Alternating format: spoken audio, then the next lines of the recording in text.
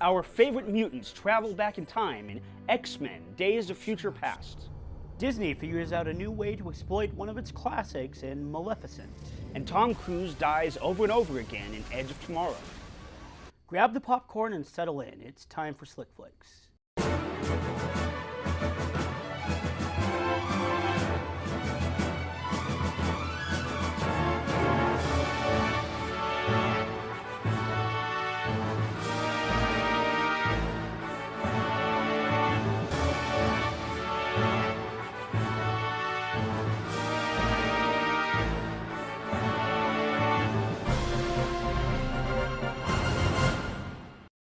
Hi, I'm Paul Gibbs. And I'm Patrick Gibbs. On this episode of Slicc Flicks, we'll take a look at 3 blockbusters from the summer of 2014, featuring some of Hollywood's biggest stars. We'll also discuss one of the most often repeated tropes of Hollywood sci-fi and fantasy, time travel.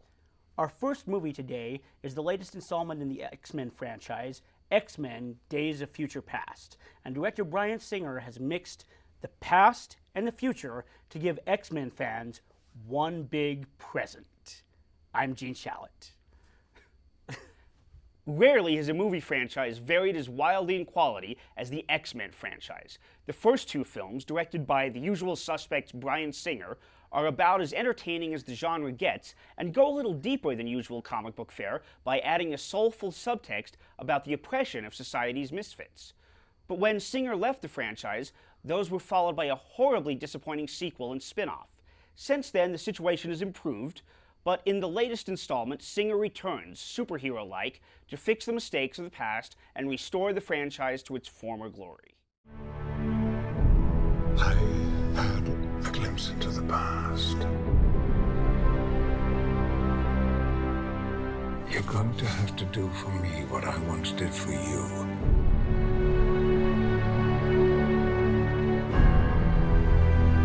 You'll need me as well.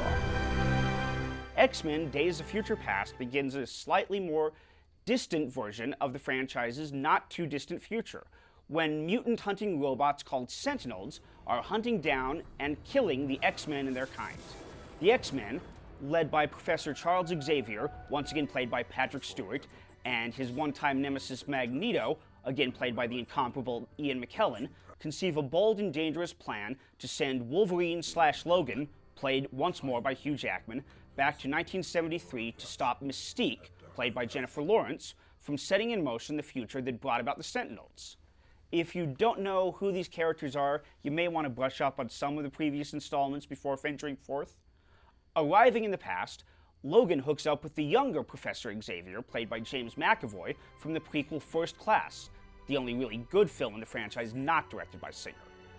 But Xavier has changed. He's become a bitter, depressed shell of the man he used to be. His run-down school is now occupied only by Xavier and Beast, played by Nicholas Hoult. Soon our heroes decide they need the help of 1973 Magneto, played again by Michael Fassbender, who is now doing time in a maximum security prison. Singer has created a film every bit as good as his first 2 installments, one which balances spectacular action and effects with humor and heart. He shows again that he has a magic touch with his franchise and makes one of the very best films of his career, getting the most out of the massive budget without losing track of the humanity, or mutantity, of the story. One sequence featuring the ultra-fast mutant Quicksilver would be worth the price of admission on its own, but there's much more to it than that. A well-rounded movie that's everything both an X-Men movie and a summer blockbuster should be. This is an A+, easily. Absolutely. In fact, you've sold me.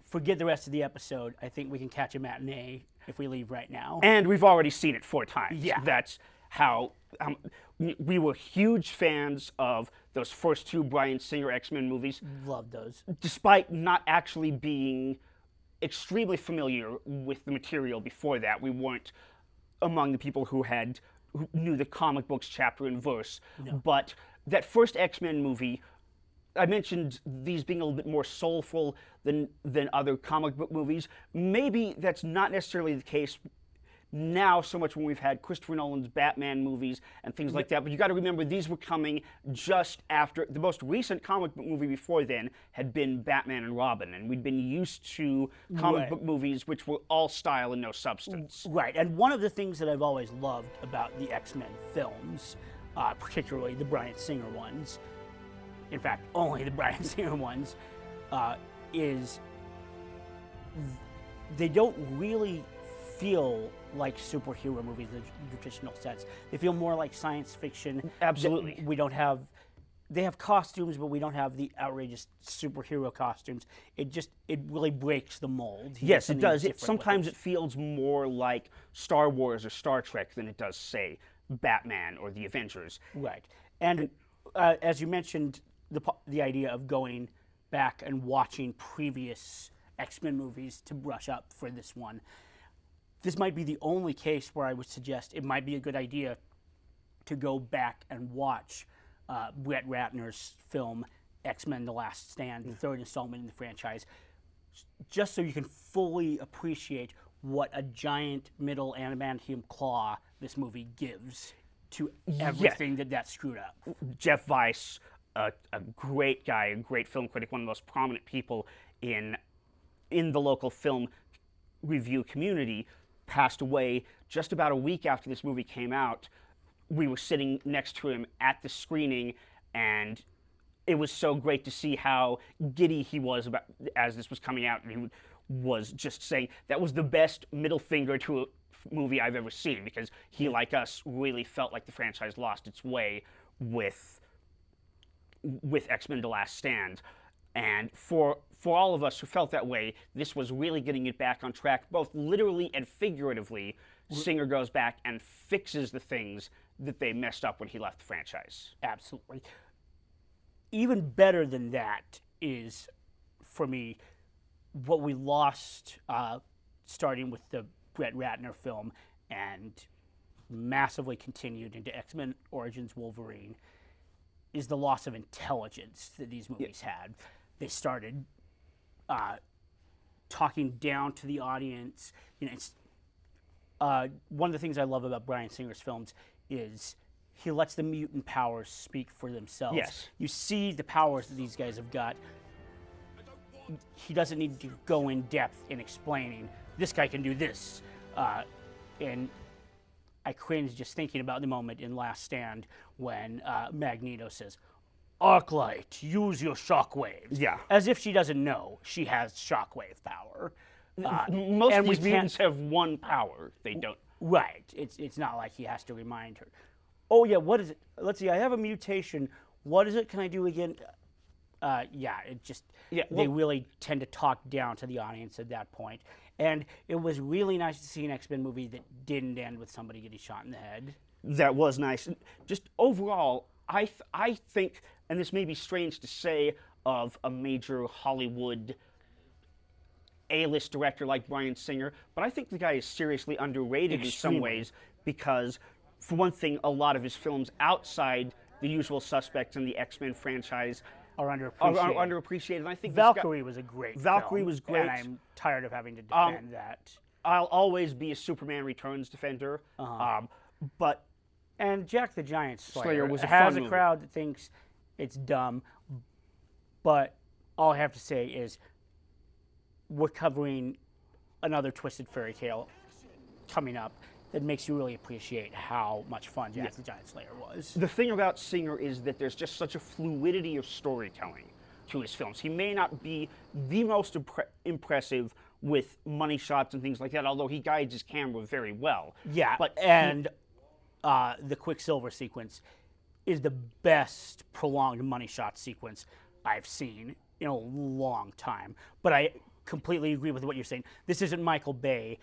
It's not, let's make each shot more spectacular than the last and forget whether they cut together. Bryan Singer makes the camera an important presence, but he doesn't overdo it. He doesn't try to reinvent the wheel with each shot. He remembers flow of story and just tries to present a cohesive film done extremely well. And the acting in the film is so good. Hugh Jackman is always great in this character. But the But better I the got movie tired. is, the more he is. I vividly remember opening day of X-Men in 2000 and watching him and just thinking, I love this character. I love his A Star is Born. Yes. I'd gotten pretty sick of the Wolverine character. It's just becoming boring, brooding, without being particularly insightful, and it's just constant, how can we get his shirt off? This movie takes him back to his full glory, reminding us that aside from being a tortured, brooding character, Wolverine is also extremely funny. Right. He's got a great comic subtext, and Jackman really hits those comic bits out of the park. One of the highlights of this whole movie is when he goes through the metal detector. Absolutely. No lines spoken, just the look on Jackman's face is hysterically funny. One of the things that happened in the past that kind of took the franchise off track was that as great as Jackman is in this part, and as much as I think Wolverine, because of Jackman's character, his performance and their take on the character, I feel like he is the best protagonist for this series, but they made the mistake of becoming so Wolverine-centric that they pushed everybody else into the background of what is supposed to be an ensemble franchise. This movie doesn't do that. No. You have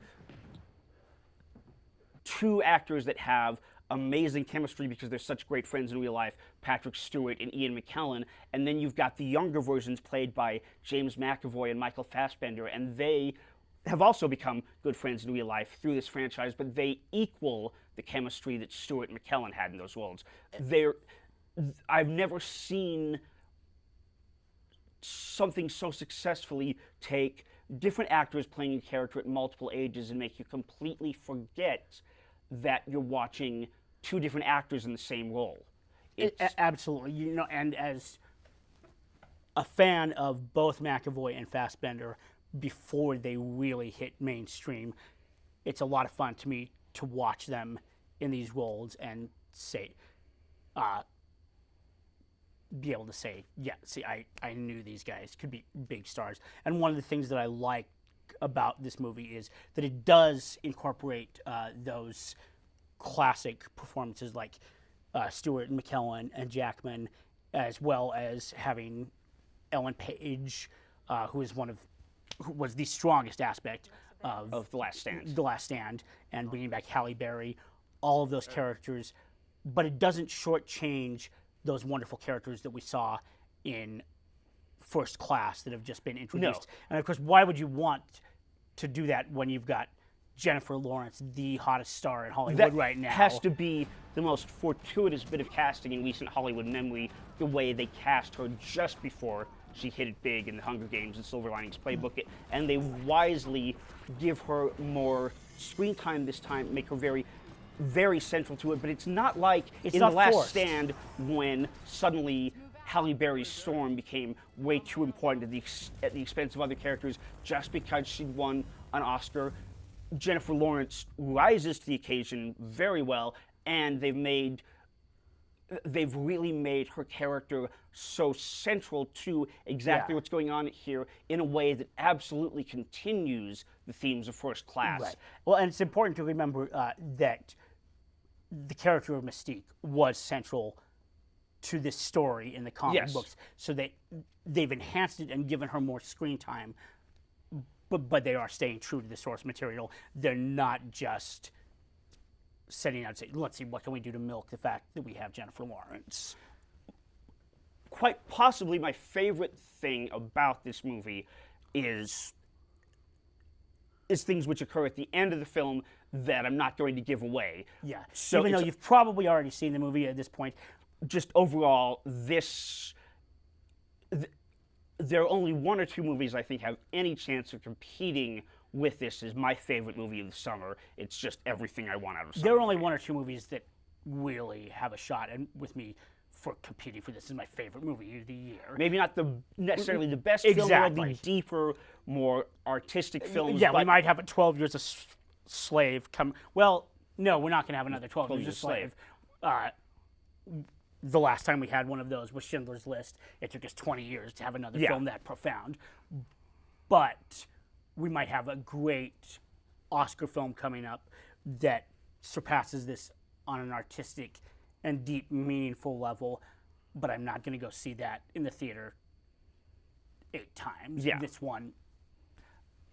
This movie is just pure joy. I love Absolutely. this movie. I love this movie. Our next film is Maleficent, wherein Disney revisits a classic Sleeping Beauty story from the perspective of one of the Mouse House's most iconic villains, with Angelina Jolie in the title role. Don't be afraid.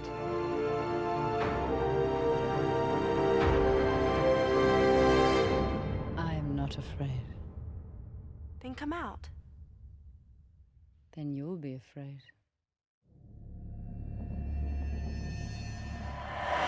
Patrick will tell us whether or not they've recaptured the magic. Nobody can create magic like Disney, and nobody can detract from that magic like they can either. The 90s barrage of dreadful straight-to-video sequels that continued into the early 2000s was supposed to be killed when John Lasseter took over as head of animation. In fact, he specifically stated that one of the major reasons he took the job was to protect Pixar classics from such a fate. Unfortunately, Lasseter has become a full-blown Disney exec and embraced the "don't let other people ruin our stuff when we can do it ourselves" mentality. Cars 2 was Pixar's first film to genuinely receive bad reviews, and Pixar has shifted over to sequelizing most of its movies. Yes, Cars 2 and Monsters University were decidedly better than Aladdin: The Return of Jafar, but they weren't up to the standard of the originals. And while Disney still pulls out some great classics, Frozen from last year absolutely ranks among Disney's best animated features, in my opinion. But it's hard to shake the feeling that they're just going to beat it into the ground someday. The latest half-hearted money before art piece the studio has given us is Maleficent. According to press releases, Maleficent explores the untold story of Disney's most iconic villain from the 1959 Sleeping Beauty and the elements of her betrayal that ultimately turned her pure heart to stone. That's a nice way of saying it throws out the original story in favor of a cheesy and very clunky glorified TV special that clearly has no real idea beyond its casting of its lead. The young Maleficent is a preteen fairy that lives in the Moors, even though the card says the Moops, a magical fairyland that is basically a hybrid of Disney's straight-to-video Tinkerbell series and Avatar. One day, Maleficent meets a young boy named Stefan and falls deeply in love. Their romance blossoms until they get older, at which point Stefan becomes a Republican and moves away to seek public office. Maleficent grows older and skinnier until she finds herself played by Angelina Jolie and gets into a skirmish with the local king who is trying to take over the Moors, not the Moops. Meanwhile, the ever-ambitious Stefan, now played by Charlton Copley of the A-Team in District 9, hears the king say that having no heir to the throne, he will make whoever kills Maleficent the next king. Stefan goes back to the the Moors, to see Maleficent, who is delighted to rekindle their romance. Unfortunately, Stefan has other plans, and as she sleeps, he tries to stab her in the heart, but cannot go through with it. Instead, he cuts off her wings using a chain of steel. Steel is apparently fairy kryptonite. Maleficent awakens to find both Stefan and her wings gone. Yes, that's right. She sleeps through getting her wings cut off. Driven by revenge, she places an irrevocable curse upon the human king's newborn infant daughter, Aurora. As the child grows, Aurora, played by Elle Fanning, is doomed to walk through a boring movie until she turns 16, yada yada death, yada yada spinning wheel, blah blah blah. You know, I wanted to like this movie. I didn't hate it, but it was, as Nelson Muntz on The Simpsons would say, powerful weak. I give it a C+. I'm sorry, C-. I think I'm probably more in the C to maybe C+ range. I liked it better than you did, but I'm still very lukewarm on the film. Yeah. I have a lot of the same complaints that you do. Probably my biggest complaint with the film, well, aside from the general lack of real depth to any aspect of it that makes you not feel the emotions you're supposed to, is the fact that if we're going to put a new twist on a classic fairy tale, and have this kind of feminist take on it with the female characters taking center stage, do we really have to go back to the woman scorned as the motivation for why she's bad? Exactly. This tries to pass itself off as a feminist fairy tale, but think about it. Essentially what we have here is a girl who goes nuts when she's rejected by the cute boy until she's finally redeemed when her maternal instincts kick in. Yeah. Now, this is the best we can do for a feminist fairy tale. There is kind of an alternate take on it that I'm reading in some circles, where that sequence with drugging her and taking her wings is used as a metaphor for something much, much worse. And which I actually very much saw and if in the film at the time. If I view it that way, I can, and then think of it in terms of her then kind of finding her strength to get out of it through that maternal relationship, I can appreciate the idea more. But unfortunately, however good that idea might be in some ways, I just don't feel this film develops it as strongly as it could. There's a feeling of being very rushed and just not going deep enough into the characterizations. Absolutely. I do think that Jolie and Fanning are good enough in the roles to help compensate for the lack of time that they're given to see these characters grow closer to some degree. But I still don't feel that bond between them like I wanted to. Right. Elle Fanning is an amazing actress. She blew me away in Super 8. I thought that was legitimately an Oscar nomination worthy performance. She didn't do anything for me in this one. I think both Elle Fanning and Angelina Jolie are great actresses. Absolutely. Angelina Jolie is often, it's very easy to write her off as a symbol of glamour and a sex symbol and everything. But if you look at her in movies like Changeling, she really is capable of being a truly great actress. Absolutely. Another one, The Good Shepherd, that's another excellent performance she gave. I felt that I liked them both in the movie. I thought they gave their characters more depth than they were written with, but they didn't. They were good, they weren't great. Absolutely. And going back on what you were saying, I've considered seeing the movie again. I actually, as I watched that sequence, I immediately thought, just going to say,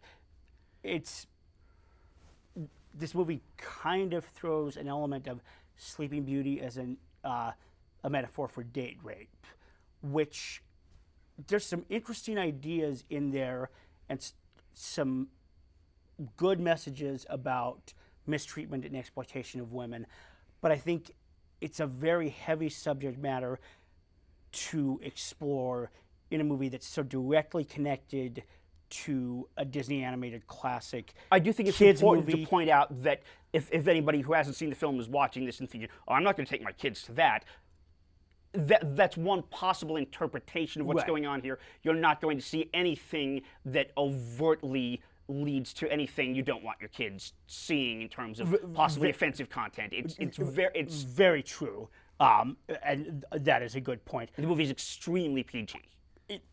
It's extremely PG as far as any. There's nothing resembling sexual content in this film. It is awfully dark and violent for a movie that's being sold heavily for kids. You have basically the protagonist condemns a child to death, and then this is one of my big pet peeves about it.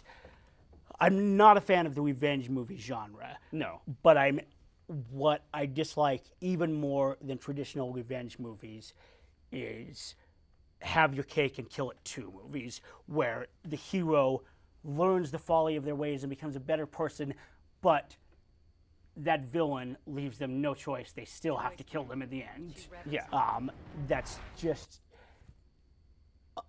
a really tired Hollywood cliche that I think Gladiator is the only movie that I've ever seen really make it work, because I agree. it was central to that story. That character had to die for that story to wrap up. Right. It wasn't some sort of return at the end of we've resolved this. We've had our humanistic ending, but here he comes. We have to kill him anyway. Yeah. That's a different case. And Russell Crowe sold that moment with his acting so much. And we're getting off onto a tangent about a different movie, but it's a better movie and one that I like to think about. The director here, Robert Stromberg, Is the biggest problem Well, with the film. And its biggest strength. Right. You mentioned Avatar. He won an Academy Award as one of the 2 production designers of Avatar. He's a good production designer, but it does lead to a He's movie. also a visual effects artist. Right. And has done some great work. He's got great visual talent and design in all of those areas, but it leads to a film that feels like it's all in the visual, where nothing goes deeper than just the surface. All of the characterization can come out in a synopsis of the movie. Absolutely. And it, for me, I felt like, and I'm a huge Jolie fan, but I felt like, I don't want to say the performance was phoned in, but I feel like there are scenes where she's somewhat half-hearted, and then she comes into the scene, the curse scene, which is the moment where the movie sticks closest to the original source material, and she plays it just like in the animated film, and she does so very well, but I feel like it clashes with her performance in the rest of the movie. Ultimately, I think the reason why this movie was so disappointing to me is because I do love fairies. I love anything set in a fairy world, and the opening sequence was really entertaining. I love some of the flying sequences, and this was one of those movies that from the moment it started, it's okay, you have me, just keep me invested in this, and it just went off in directions that bored me. I felt were kind of lazy, but most of all, the script is weak, but the direction, Stromberg just does not have any sense of pacing. No. It just plays out feeling much longer than it actually is. It's not a terrible film by any means. This is not going to come close to making my worst of the year list. It's about as good as Snow White and the Huntsman. Yeah. In fact, slightly, well, I'm not sure which film I would say I like better. This one doesn't take as gruelingly long to get started as Snow White and the Huntsman did, which is saying something considering the pacing problems this film had. But that goes back to, ultimately, I gave Snow White and the Huntsman more leeway because it was a new take on Snow White that didn't have the Disney name attached. While the whole concept of this movie is Angelina Jolie would look great as Maleficent, and she does. In fact, yesterday I saw Angelina Jolie Maleficent doll and thought, I have to have that. That's so cool. But the bottom line is, for me, if they were going to make a more adult version of this story with these kind of subtexts and really explore something different with it, don't connect it directly to the classic children's version. I can really enjoy kind of taking a different take on these archetypal fairy tale stories, but I'm not happy with this new strategy Disney is initiating with their live action films of doing these live action takes on their classics. Absolutely. We may see some that are, we'll see varying degrees of quality and entertainment value to them. I hold out some hope for Kenneth Branagh's Cinderella because I think it's a good match of director and material, but this is not a trend I'm happy with. It's not, and I just feel that fairy tales are timeless. They've been retold, and that's great. I'm all for that, but Disney's already made its Sleeping Beauty, and I just don't think they should mess with that. Our final review today will be the sci-fi action thriller Edge of Tomorrow, starring Tom Cruise. Paul, did this movie put you on the edge of your seat? Yes, the new Tom Cruise sci-fi vehicle bears an unmistakable resemblance to a cross between Groundhog Day and Starship Troopers. What's surprising is how good a film that turns out to be, and what may be surprising to some is how big a part of that is a first-rate star turn by Cruise. What I am about to tell you sounds crazy. But you have to listen to me. Your very lives depend on it. This is not the end.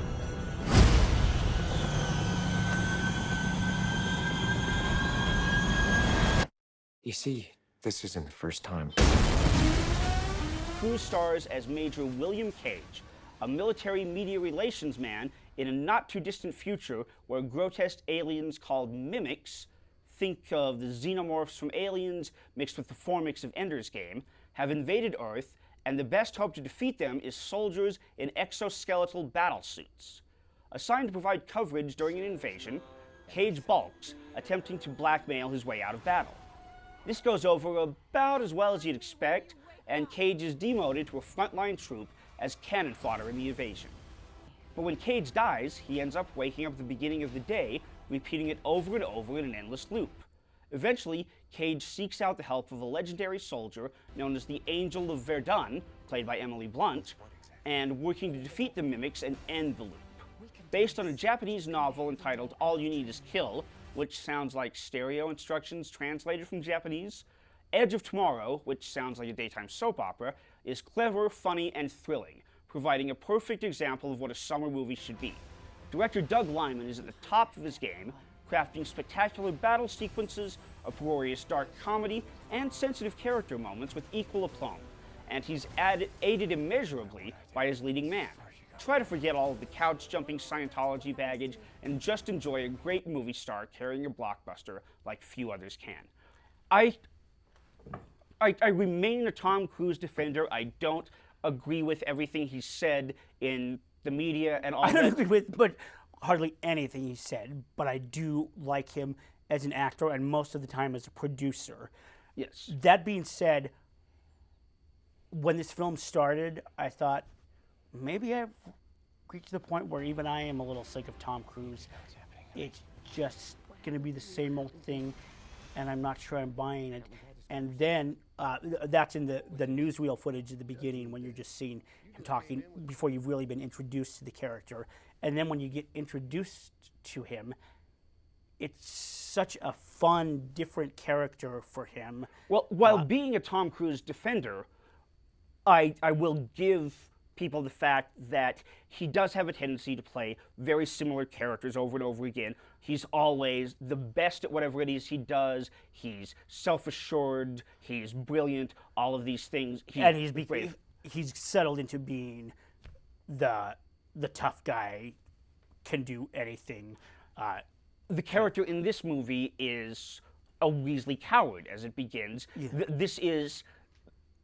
This guy, as the movie starts, is closer to being the antagonist in an 80s Tom Cruise movie than it is to being the character that we're used to seeing Tom Cruise play. Yes, he does grow over time to become closer to the prototypical Tom Cruise character, but it's done very well as a character arc. We want to see our protagonist, our hero, become a likable, admirable character. But he does have a character arc. Yes. He doesn't start out that way. We see the character progress, and it reminds us of something that we've seen all too infrequently, but have seen before, which is that Cruise is actually a very gifted comic actor. He's got some hilarious moments in this movie, brilliant comedic timing. Absolutely. I found myself thinking, you know, I wouldn't have liked this movie as well if Robert Downey Jr. had starred in it. And I love Robert Downey Absolutely. Jr. I think he's one of the best, both dramatic and comedic leading men out there. But I don't think anybody else could have quite sold this movie like Cruise did. He does a magnificent job. So and the thing I have to say is, yes, that's coming from somebody who generally likes his stuff, but I literally have not met anyone who's seen this movie who does not like Cruise in it. Even people who don't normally like him are walking out of it saying he was really good in this movie. I think this ranks among the best performances of his career, and Doug Liman is a director who really doesn't necessarily get a lot of attention, and he's often thought of as an action director, and he does an amazing job with the action here, but he's a very gifted comic director. Yes. My 3 favorite films that he's directed are Edge of Tomorrow, Mr. and Mrs. Smith, and Swingers. Yes. Swingers is much more of an overt comedy, but Edge of Tomorrow and Mr. and Mrs. Smith are thought of as action films, especially Mr. and Mrs. Smith. To me, that was a comedy. And Absolutely. this one has such great dark comedy mixed in with the action elements that I think is a big part and some of it is quite dark. The comparison to Aliens. I mean, there's some moments with these aliens that are genuinely quite scary. The movie is really smart in that,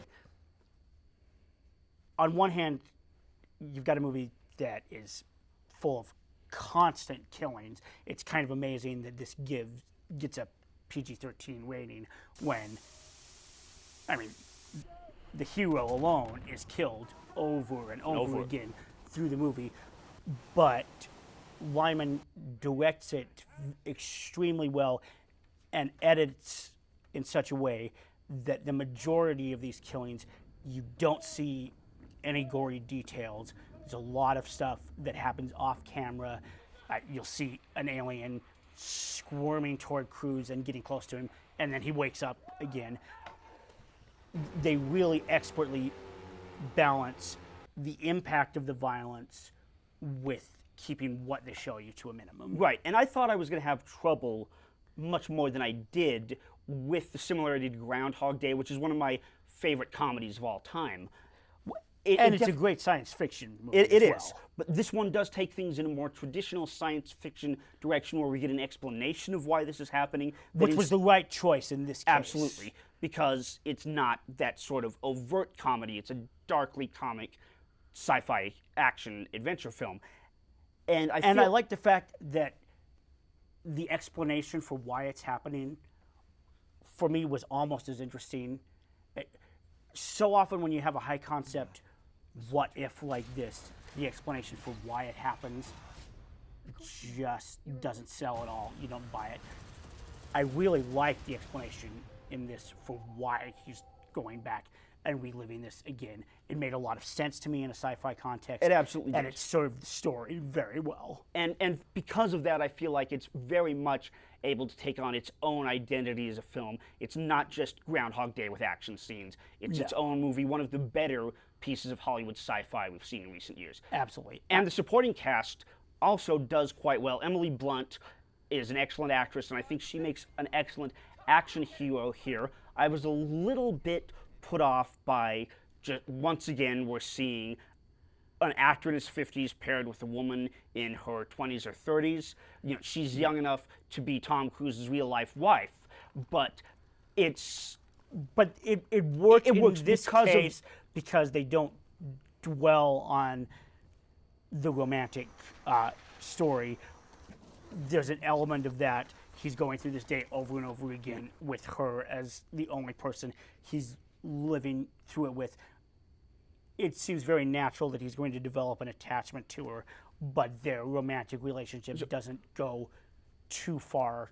So much so that, despite the fact that it's less overtly romantic than some of the other films Cruise has been making in recent years where he's paired with much, much younger actresses, I felt a connection between the characters that made me less consciously aware of the age difference. Another performance I enjoyed in this movie was an over-the-top scenery-chewing performance by Bill Paxton. It was so much fun.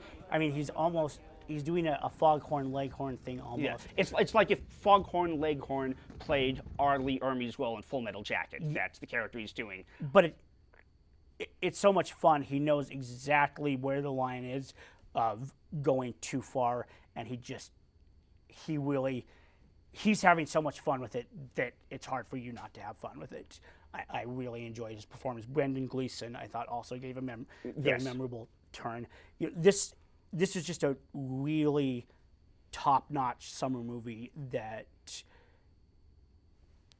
unfortunately isn't hitting it big with American audiences. It's doing better overseas,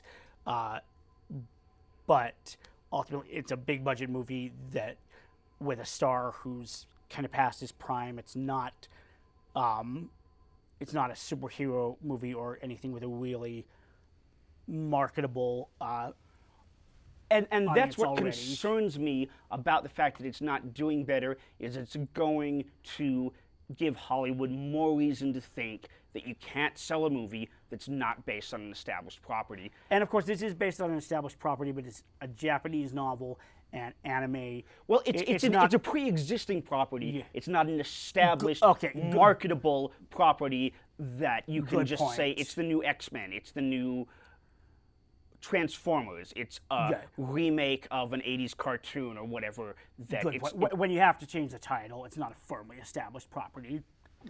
Right. Good point. And it's not, I wouldn't call it, it's not Hollywood coming up with an original story because it's adapted from other material, and it does resemble other material that's already been made, but there's something refreshing and exciting these days. It's a new movie that has its own identity, and we don't feel like we've seen before. When we watch The Amazing Spider-Man, it's like, okay, I've not only seen this before in 3 Spider-Man movies, I've seen it in at least 4 Batman movies. Too many big Hollywood blockbusters these days feel like TV episodes. Absolutely. And this was a nice change from that. I'm right kind of on the edge on whether this is an A or an A+. It's not necessarily as emotionally satisfying to me as X-Men was, but it's a great action thriller. Right, I'm same way. It's A to A+ territory, but it's a terrific film. I highly recommend it. I hope more people see it, because if they do see it, they're going to enjoy it. Absolutely. When we come back, Patrick and I will discuss the days of future and past as we look at the sci-fi subgenre of time travel movies. Don't go away. Slicc Fliccs will be right back.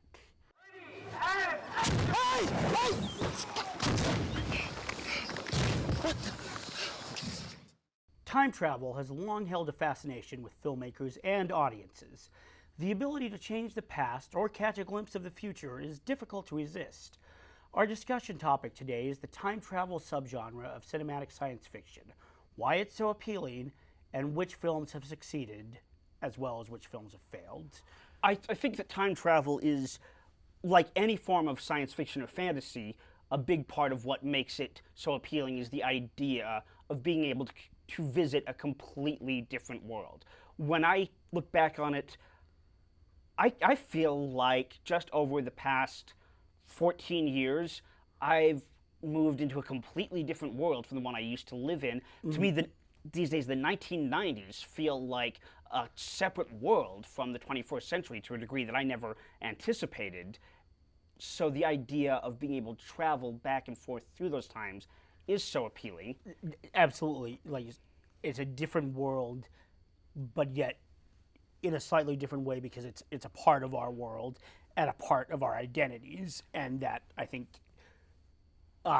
nostalgia and the ability to relive youth, or the ability to look forward and see what happens to us. As well as the idea with traveling to the past of those moments that either change history, the little moments that decide the course of history or the course of our own lives. Who hasn't thought about whether they could go back and do something differently in their life, what they'd want to do, or who hasn't at some point fantasized about going back in time and killing Hitler? That sort of thing. Absolutely. You know, the first time travel movie that I can vividly remember seeing in my life was The Final Countdown from 1980, which was a film about a group of naval officers that's in Pearl Harbor that were somehow transported back to the Pearl Harbor attack, and almost averted that from happening, but ended up, if I remember correctly, ended up basically deciding that if they were to do that, they would stop America from getting into World War II, and that would mean that Hitler would come to power Right. and blah, blah, blah. As a kid, I was so utterly confused and yet at the same time fascinated by the time travel implications of the fact that at the beginning of the film, when these officers are going off on their voyage, there's a dignitary who's there to see them off, who they don't meet. He just stays off the side. And then at the end of the film, it turns out to be the one of them who got left behind when they travel back in time. And it's, what? How could he be there before when he didn't get it? There's that whole mind-blowing aspect of time travel, and it got me kind of hooked on that. And over time, I've just more and more been enthralled by the time travel stories. I think for anyone of our generation, Back to the Future and its sequels are the kind of the high marks of. Well, Back to the Future is one of the best entertainment films ever made. It's just terrific. And it second introduced the concept of making these time travel stories so personal about the events of your life and your family's life. He didn't go back in time to kill Hitler or anything like that. He went back in time and had to get his parents together. Yeah, before then, we'd always seen science fiction, and I'd always thought of science fiction time travel as being seeing major historic events. Back to the Future changed that. Back to the Future 2, on one hand, is nowhere near as good a film as the first movie. It doesn't have that heart, the wit, everything. But I do think Back to the Future 2 actually, for our generation, is the movie that really kind of set the rules of time travel for what we accept, so much so that when I talk about time travel in another movie with somebody, they always go back to, well, but isn't that a paradox that would explode the universe? Like, and it doesn't matter whether those concepts of temporal paradoxes and things come from previous scientific theory. For our purposes, we're talking about the fact that that introduced it into the cinematic language. Exactly. I think Back to the Future Part 2 is, in terms of characterization and story structure and everything, the weakest of the three films in the franchise, but in terms of what it does for the whole subgenre of time travel, for that whole kind of mind-blowing, what if this happened, what if this happened, on that level, it's the most clever and intriguing of the three. Absolutely. Then, of course, the third Back to the Future takes things further into going into much further into the past and puts him in, while not major historical events, into a more traditionally historical setting. So you kind of run the gamut of that, and then with the travel into the future in Back to the Future Part 2, which incidentally we're just a year away from the future as depicted in Back to the Future Part 2. Right. Where I know everybody wants to see hoverboards and stuff. I know we've got to see it. I think 14 more Jaws movies come out if we're going to see that happen next year. Yeah. But the one aspect of that future that turned out to be right was about that Jaws sequel. It's a giant 3D CG shark. That's basically what movies today consist of. That's actually a really good point. I hadn't really thought about that. We talked about Edge of Tomorrow as well as Groundhog Day. That's kind of a subgenre of the subgenre, but it's definitely a form of time travel. One of the things that I like about those films, time travel is so much about the past and the future. I like to think of Groundhog Day and Edge of Tomorrow as present time travel movies. Yes. Where we're reliving the present over and over again. And what an interesting concept to, whether it's going to bed at the end of the day and waking up again, or in the case of Edge of Tomorrow, getting killed. And it's almost like a video game. It's, okay, that life is over. I go back to the beginning of that level. It's very much like a video game. Yeah, the idea of, I wish I hadn't said that, I wish I hadn't done that. Reliving the same, whether it's the same day or the same few minutes until you get it right. That's a really appealing concept to me. It almost more so than any other time travel genre. I tend to watch that. Every time I've watched Groundhog Day, I've thought, if I could do that, I could get so much out of this. Absolutely. We've got something interesting now going on with franchises. Franchises have done time travel in the past outside of time travel franchises like Back to the Future. Star Trek had done it back as far back as the original 60s TV series and did it with both Star Trek For the Voyage Home, which is an incredibly fun movie, and then Star Trek First Contact in the Next Generation series. Yeah. Easily the best of that Next Generation series. But with the J.J. Abrams Star Trek reboot, that introduced something which we see continued into X-Men Days of Future Past, the idea of using time travel to reset a franchise, to take it in a new direction, or to kind of clear up an overly muddied continuity. It's a way of actually going back and fixing the franchise's problems. Setting the reset button and going back. And I think that Days of Future Past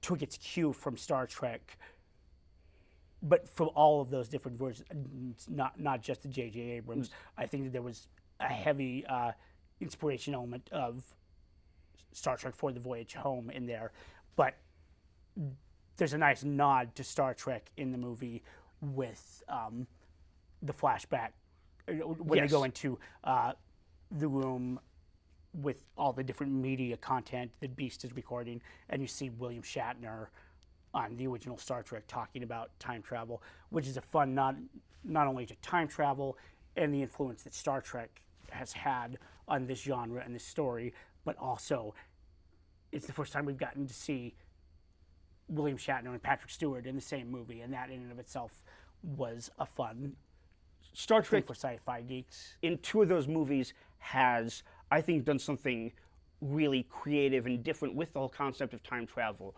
One was in The Voyage Home, when the past that they traveled to was our present. That was new at the time, and it was the fun of seeing these characters in 1986 San Francisco was, to me, far and away the best of those fish out of water 80s movies. And then in First Contact, playing with the fact that Star Trek is set far enough in the future that the past they travel to is still far ahead of us in our future. So I think Star Trek has really done some fun things with that. The Terminator franchise is another one that's done great things with time travel to a degree that I liked the most recent Terminator movie, Terminator Salvation, better than most people did. The ending was terrible, but I found it an overall enjoyable movie. But it was missing so much to me without that time travel element. Now they're making a new Terminator movie that I understand has that sort of alternate timeline reboot thing going on. Which is not surprising that they would do that with it. Now, we can't talk about science fiction without going off onto this television. Absolutely. But, well, I wouldn't say this is really the father of the science fiction, rather the time travel genre, is H.G. Wells' The Time Machine. But I think in popular fiction, particularly in media, Doctor Who is a huge part of the time travel lexicon, and we've seen it. It's 51 years old now, and it's gone from the old geek version to a new, very intelligent but very mainstream version that uses travel through time and space. We see all sorts of really limitless possibilities that can be done with this concept. Well, and it's really brought time travel into being at the forefront of popular fiction right now. Absolutely. When you talk about the old geek version as opposed to the mainstream new version, I think that leads off to possibly a discussion topic for in the future, which is the mainstreamization of geekdom. Yes. It's a very different world to be a geek in, as far as I'm concerned, than it was 20 years ago. But one last time travel television series I want to mention that I think did some very fascinating new things with the idea that I think actually in some ways influences X-Men Days of Future Past is Quantum Leap, which created that idea of sort of the consciousness of the person traveling through the past into, in the case of Quantum Leap, it was a different person every week. In X-Men Days of Future Past, his consciousness traveled back into a younger version of himself. Right. Quantum Leap was a series that, like far too many series on American television, went on too long and fizzled out at the end. But at its best, it was a great science fiction series. And that brings us to Source Code, a great little movie that, well, little by Hollywood standards, from a few years ago, that did some great things with the time travel genre, similar to that, and actually threw in a hilarious nod to Quantum Leap by having Scott Bakula as Jake Gyllenhaal's father. You just hear his voice on the phone. But, I was so into the movie at the time that I totally missed, not only was it Scott Bakula, but his first line that he speaks is, oh boy, his signature line. That was great. I said that Quantum Leap was one final thing. I want to mention one more film before we move on, just to toss out one that I think that audiences are less likely to have seen. And this is a bad one to throw at the end of the discussion because I have really mixed feelings about this movie on multiple levels, one of which is how it treats time travel, but Frequency from 2000, that's a movie that has some great moments and some big problems, but it has one sequence that I absolutely love where the son who's communicating to his dead father in the past through a ham radio is giving his father in the past instructions to place something in the bureau right in front of him so that he's able to open it's right there. That sort of thing, playing with reality, I find so much fun. Similar to what they did in Bill and Ted's Excellent Adventure. Remember the trash can? That was that sort of thing. And just to wrap up, you can't mention Frequency without mentioning another decidedly unique take on the time travel franchise, but one that is as good a film as Back to the Future, Field of Dreams. Absolutely. Which, that's a great movie. In terms of exploring the time travel on a personal level and recapturing what we've lost and reliving the past and making our present and future better because of it. Back to the Future and Field of Dreams, I think the two best films ever made on that. Field of Dreams drifts more over, to me, into the fantasy area rather than true sci-fi because there's no exploration of how or why this is happening or anything, but it's a great movie and it definitely does deal with some of those themes beautifully. That's it for this episode. Join us next time for more Slicc Flicks, when we'll discuss more Hollywood offerings and old favorites you can find on video. Until then, please turn off your cell phones and don't talk to the screen, it can't hear you.